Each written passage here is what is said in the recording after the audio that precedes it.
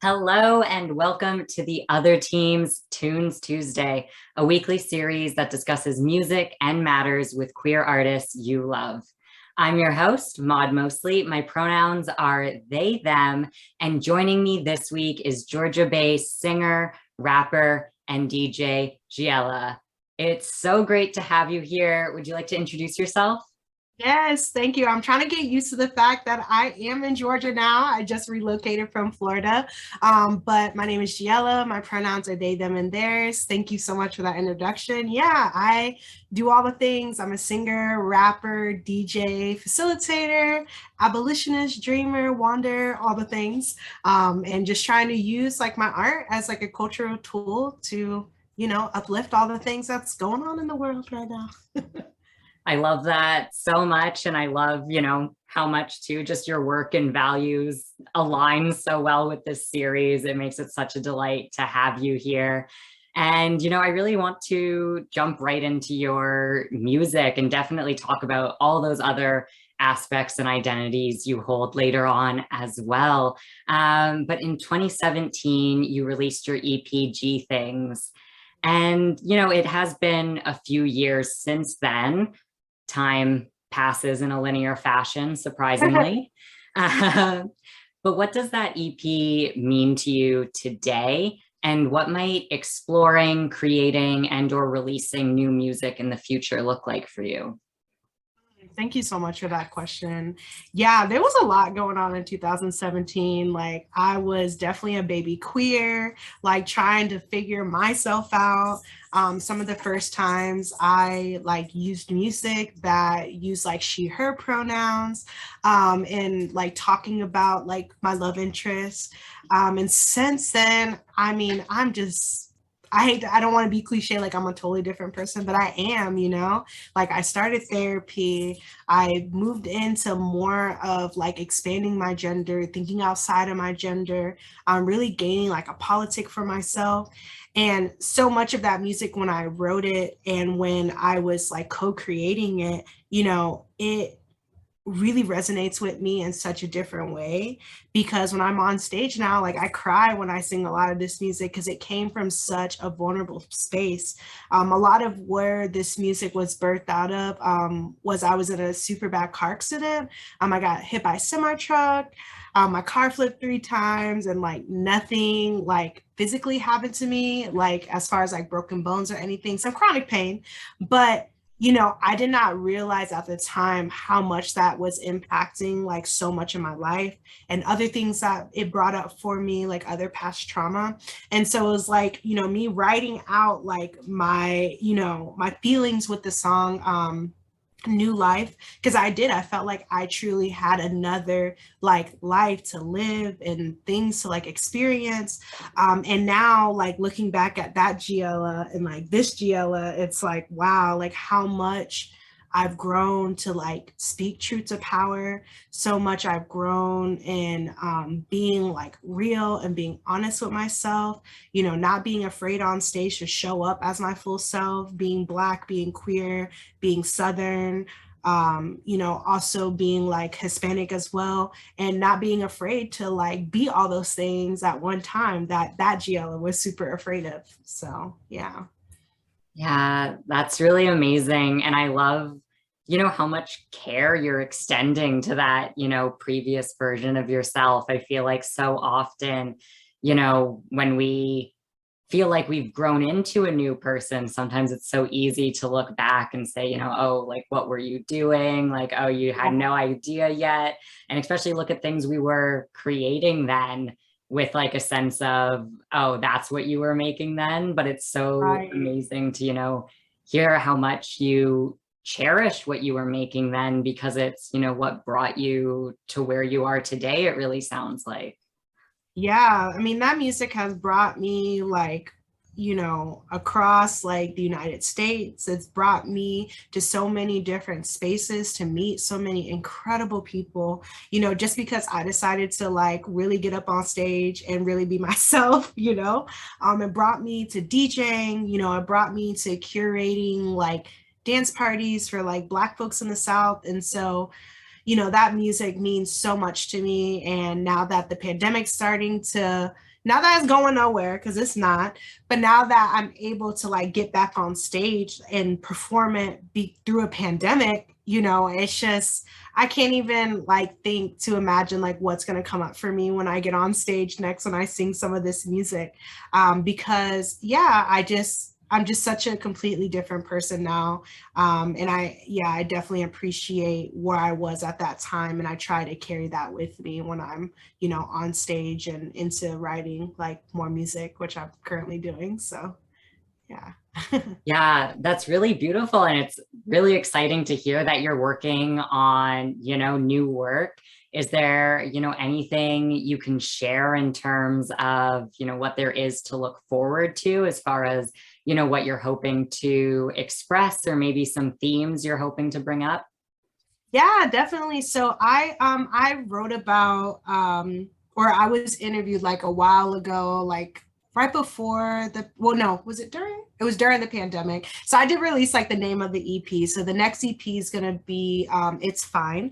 And so I released a single during the pandemic. We Don't was on there.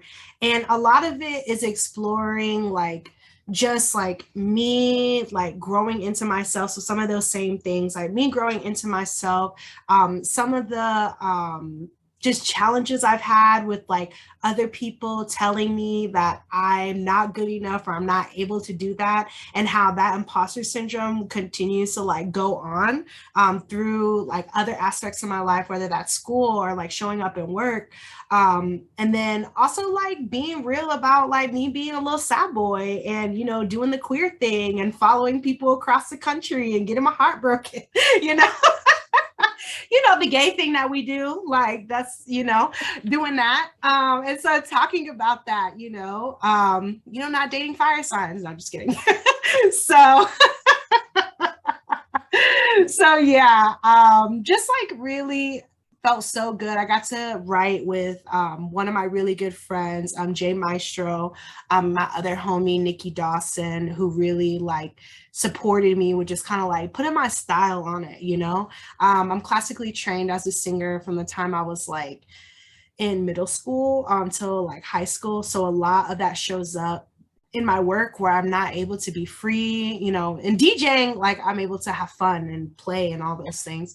But sometimes when I'm like singing, like I can be really critical and wanting to like overthink it and do the most. So Nikki was able to like really support me and like being relaxed in that and just do it. And shout out to my producer. I'd be remiss if I didn't mention him, Willie Evans Jr. That's like my mentor. Like I love that man. He's like the best cis man in the world, cis straight man in the world. Like seriously, he's queer by politic. I'm gonna say that, but no, he's definitely straight. But he just is so good. And like I really felt like in this project we really were able to like link, and he was able to like capture a lot of what I was feeling and like what I was going through during that time. And it was really like so much fun to get back into the booth and record and do all the things during the pandemic. The EP is done. I just need to stop being a Capricorn and just like put it out. My homies are like, gee, please put the record out. And I'm like, I know, I don't want to let it go yet. So I'm trying. Well, it sounds like there's so much to look forward to there. And it's also really, exciting to hear how many deep connections were involved in the making of this, like how much you were able to, bring in people, that you're in community with and really work with people that have, a similar artistic vision to you and like care about the music, in a really same way that you do, so that you can really see what you want to, get out of it. No, for sure. Like I respect, Jay so much. Jay was in a band with one of my other homies, which we gained him as an ancestor. So rest in power to Peyton Locke. But the work and the music that he creates is just, I mean, his last name is Maestro, and he's like, or his stage name, J Maestro, but he really like orchestrated like the songs that we wrote together. And I was able to be like, okay, so this is my story. This is what I want to talk about. I got like this little line. And he was like, okay, bet. And just like went all the way in, you know? And, you know, same with like Nikki. I've known Nikki since I was like in middle school, and, you know, she composed one of the tracks. And you know, again, I'm very big and really try to tap into, you know, the story of whatever the song is. And that's where I get caught up. So I was able to like really learn how to songwrite too. Jay really gave me that tool. So it felt really good to be able to like show up as my full self and just be like, okay, putting it all on the table. This is the actual story. Like, this is my mess. And so let's like write a song about it. So yeah, very similar to my first EP that I co-wrote with Chi. We did a lot of the same things with that first EP. Yeah, that sounds like just such an affirming creative process, which, you know, Yes. is really what you hope every artist can find. And I'm so glad that's what you have found through your music.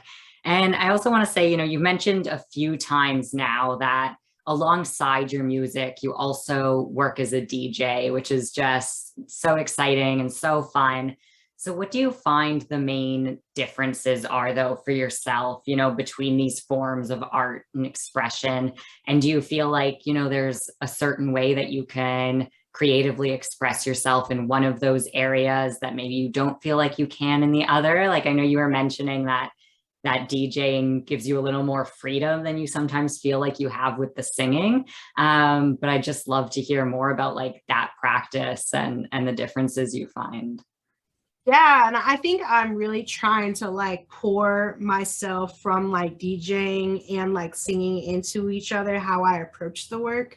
Cause I know with DJing, like I said, DJing is really new for me. Like I started DJing like 4 years ago, and I don't know how I've gotten this far with it, like finessing it, because I definitely self-taught myself how to DJ. Like I play every single time I get on the controllers. I don't know what's about to come out. I don't know what's gonna happen. I just know that I like to dance. I like to make people dance. I love like being on a microphone and like being crazy. Like if you ever, folks ever come to my dance party, Duval Folks, I am notorious for being like, what y'all doing on the wall? Like, come on, let's get off the wall. Let's dance, like make space for people. Like if you need some water, please go drink some water. Like I'm also an abuelita in that way. I'm like, please go take care of yourself, state your needs, do what you need to do. But yeah, I really just like play, like I just have fun. Like I feel like I'm on a playground, like kind of like when I first got into music, like as a young person, just being excited to like touch all the things and like do like all kinds of crazy stuff, whatever. But I still don't feel like with singing I'm so vulnerable, and I like don't feel like I'm strategic with it, you know. I practice, and like with DJing I don't do that. Like I just like wing it, you know. So I think it's like pouring some of that like playfulness like into singing, but then also some of the more strategic like practice, like I don't want to say like rigidness, but you know, just like having more care and like just taking time to like dedicate to DJing. I want to do because I just kind of like wing it and like go after it, you know. But I want to keep some of that, but just like practice more is really what I want to do. And like invest in myself like in doing that. And so that's some of what I'm doing this year, is like, you know, linking up with other DJs, like trying to take classes. Shout out to Fem House. They're an amazing organization. I went to like an Ableton class like this week.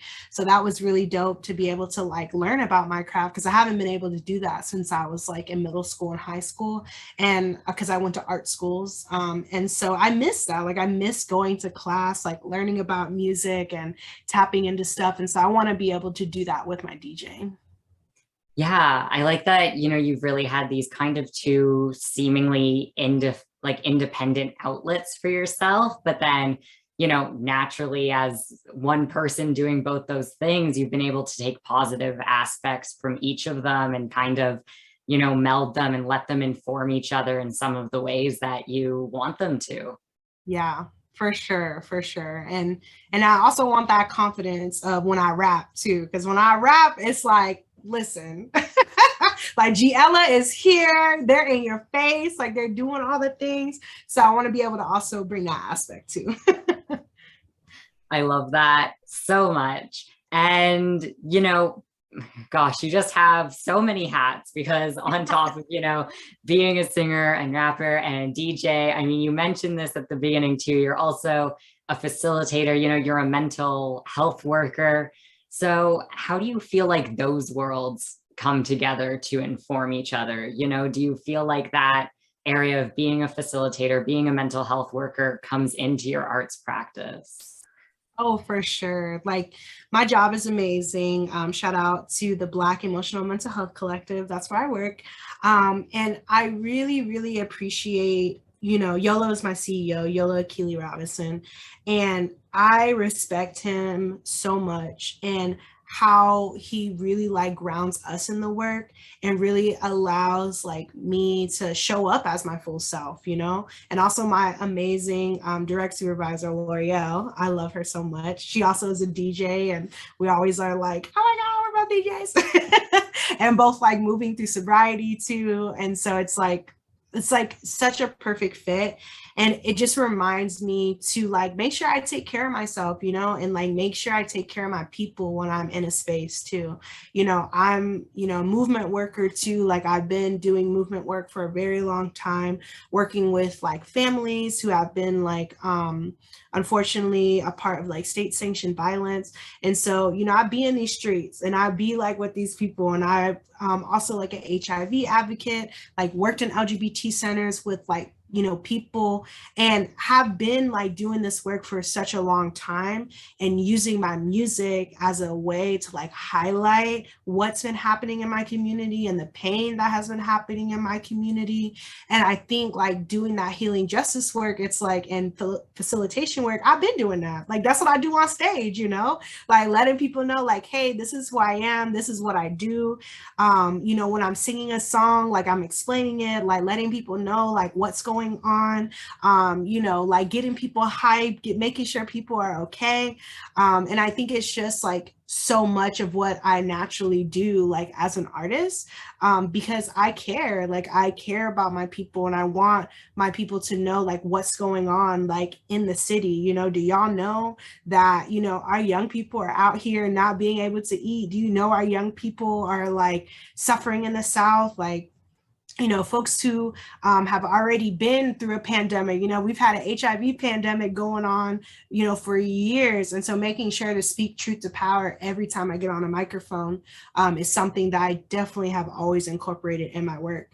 And I love facilitating. Facilitating is so fun and so like, so necessary, I think, too, for like the makeup of who I am. Like I feel so rooted in this work. I feel so called to the work too, just because of how I was raised as well. My mom was a migrant worker and always was like telling us about like how we need to care for one another. We need to show up for one another. When I was a young person, she'd always give us like extra like supplies to make sure like our classmates had extra stuff. And so I definitely carry like her spirit like in the work that I do and everything that I do. And so yeah, I definitely feel like facilitating and like mental health work just shows up in every single thing that I do. Yeah, that's all really powerful. And I know you briefly mentioned this before, but I feel like I just want to highlight it as such a wonderful example of everything you just spoke to, which is, you know, founding Duval Folks, you know, for that, you know, dance party, but also doing that, you know, in the face of such high rates of, you know, transphobic violence that was happening, you know, especially locally, and still creating and, you know, cultivating a space for joy and, you know, having that experience. I feel like really just like is such a tangible, you know, act that just speaks to everything you just said. But also, is there anything you wanted to add about Duval Folks? Because I know, you know, you've moved away, but I feel like everyone is probably still thinking of you and your work. Yes, well, Duval Folks has not ended yet. Like I'm still like planning. I actually have a party coming up in the works. And I don't, my people know I don't give no dates out yet. Like they know when it's gonna come, it's gonna come. They know to wait on it. And so yeah, I mean, it was a scary, scary time in 2018, you know, like just to be like real talk for a moment, you know, our people, like, you know, if folks don't know, in 2018, Jacksonville at the time was the epicenter for trans violence. We had the most Black trans murders in the United States. And it was just so horrendous because the cops were, you know, misgendering these women. You know, the violence was like compared to some of the other women, rest in power, that were taken away from us, you know, it was very violent. And I, at the time, that's when I started DJing. So I was DJing in the quote unquote gay clubs, and nobody was speaking about it. You know, there was no money raised for the funds, like for funerals and things like that. And I was like, this is whack as hell. And also like y'all racist. And also like, I hate it here. Why am I doing this? And I was just like, you know what? Like, I'm about to carve out my own space. Like, I'm about to make my own thing because this is whack as hell. Like, y'all telling me I can't play rap music because that's for urban night, can't play reggaeton because that's for Latin night. And it just was so segregated still, you know? And we know as like queer people, there's such a big difference in queer spaces and gay spaces. And that's what I wanted to make. I wanted to make a queer space that was accessible, that my homies could pay $0 and still come in and have fun, that they were able to get there, you know, because Jacksonville is the largest state land-wise in the United States. So traveling around Jacksonville is trash. And so I wanted to like have all those things like available, like, you know, white people, if you're gonna come up in here, you know, you paying some money, and like we're able to like have a good time and like take care of each other, and then also have sober spaces, you know, like so much of like when I entered into like queer space, you know, I was a little bit older when I entered into like gay life. And so the first places I could go was to the club, you know, and I wanted like some young people, because I also did work with young people. I didn't want their first times to be like in a club. Like, let's have like a fun dance party that's centered around dancing, like checking in with each other, like making sure we're taking care of each other, like asking each other our pronouns, like respecting space, like ain't no bathrooms, I got gender stuff on the wall, like let's like take over this and like take it up. And that's exactly what happened. Like from the beginning, like when we were in the venue, like over like 300 people showed up. I mean, obviously we can't do that now because pandemic, but you know, we were able to like show up together and be there. Like the straight boys were like cheering on the queer boys. The queer boys were pulling the Black fat femmes up on stage. You know, the femmes were cheering on the butch queens, like voguing on the floor. And that's how every single party was. And I really think it's because like I really came to the community and was like, listen, I see this need, like I see this gap, and let's build this together, you know? And I'd be remiss to not like mention all the people that volunteered, that supported me. Shout out to my best friend Ari, who was like my right hand and really supported me, because like we said, not only was GeeXella the talent, but GeeXella was facilitating, like getting the volunteers together, like sending all of the emails out, coordinating with the venues. And then I was the talent on top of that. And I was like, okay. How I did that? Listen, speak to my sun sign, Capricorn. All right. So that's how I was able to do all that. But yeah, I'm so thankful because like I was able to like coordinate that for the community, but the community was able to like also pour into me and made me realize that like, yeah, like this is what I'm meant to do. Like I'm meant to curate space. Like I'm meant to facilitate space.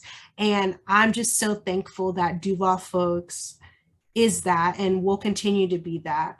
And I'm thankful, and I'm excited for the next one because like I said, I have some things up my sleeve that we're doing, and I'm not forgetting about Duval Folks at all. Like Jacksonville, that's my home, and I love my community there. And you know, Atlanta's cute or whatever, but it's not Duval, and so I miss my babies. And so I'm excited to get back to Jackson, you know, scheme and do some stuff. Definitely. And I mean, facilitating those kinds of spaces.